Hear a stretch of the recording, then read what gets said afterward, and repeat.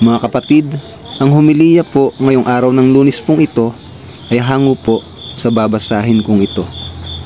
Mateo, Kapitulo 1, versikulo 18 hanggang 24. Isinilang si Jesucristo.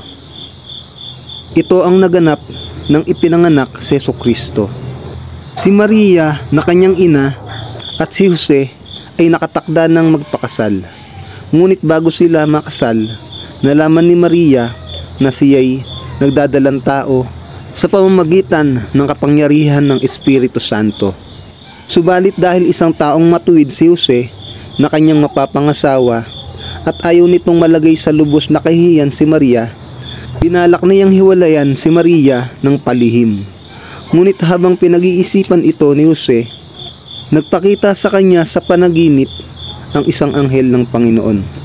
Sinabi nito sa kanya, "Jose, anak ni David, huwag kang matakot na pakasalan si Maria, sapagkat ang sanggol na dinadala niya ay mula sa Espiritu Santo.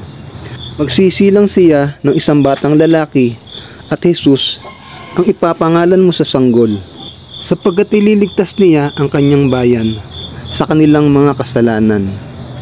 Nangyari nga ang lahat ng ito upang matupad ang sinabi ng Panginoon sa pamamagitan ng propeta.